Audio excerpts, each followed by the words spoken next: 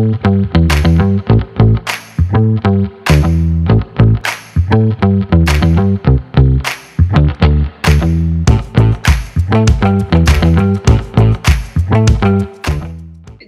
General, I'm sure you would agree that all of this collaboration would take place when the conditions to meet that collaboration are there. And I'm talking about robust frameworks, I'm talking about policies. And so the question to you is, what are the framework conditions and the policies that need to be in place so that we can collaborate and journey together towards achieving the Sustainable Development Goals and to close the digital divide? The answer to that question is the market we stand to lose if we do not harmonize is the 1.2, 1.3 billion population market. Imagine the investment opportunity when we have a harmonized data protection, startup law act, digital ID, and so on. It literally means in Africa we can create a billionaire every single day, because with a 1.3 billion population with over roughly about 800 million young people less than 30 years old, imagine one entrepreneur create one application and sell it for $1. Just think of it, for example. So the investors are not interested in segmented market, such as 12, 30, 45 million population. They are interested in single digital market, which is the consolidated positions on communication, their own corporate communication, data privacy law, cybersecurity, digital ID, capacity building, etc. Smart Africa has put in place the right platform to ensure this is actually done. How?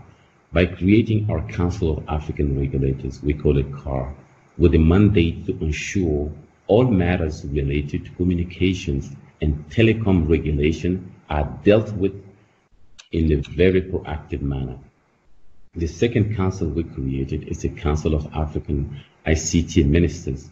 The Council of ICT and the Digital Economy Ministers attend to matters that require sovereignty and ensure that the interests of the countries are upheld while working collaboratively.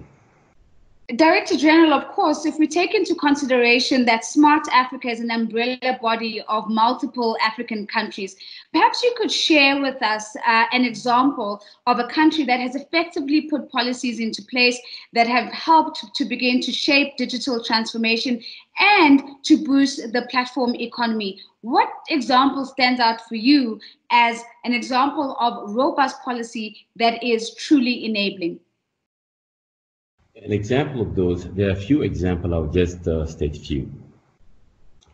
For example, the One Africa Network flagship project by Smart Africa, what does it actually mean? It means roam like a home. You're from Cameroon, you go to Kenya, why should you be paying for $4 a minute in a communication, while when you're in Europe, you leave Spain, you go to Greece or you go to Italy, you're actually roaming like a home. So policy harmonization there was very important. So we run actually a pilot project in the Northern Corridor in East Africa here, and also the West African region, ECOWAS, to do the free roaming. Today, we're trying to interconnect or interoperate regions on a free roaming basis, which basically means you leave Ghana, you come to Kenya, or you go to Rwanda, you do not have to pay for the roaming charges, but you'll be paying a flat fee, what we call roaming like a home. This is like one of the projects. The second thing is the data protection law, which is actually driven, we call it Malabo Conventions, which is actually elaborated by the African Union Commission, that Smart Africa is heavily promoting throughout Africa in order to get the mandate from all the country. It is very important because what is happening in the corporate world, really, when you have a multinational coming to Africa, they go to South Africa, they have a particular specific law. They go to Nigeria, they have a specific law. They go to Mauritania, they have a specific law. It is actually very confusing for investors. Investors are looking for harmonized law across Africa, and that project is ongoing, which will be a very, very important for Africa, and also not only Africa. even to our neighbors. Our closest continent is Europe. How do we communicate? How do we interchange data with Europe? Africa being the closest continent to Europe.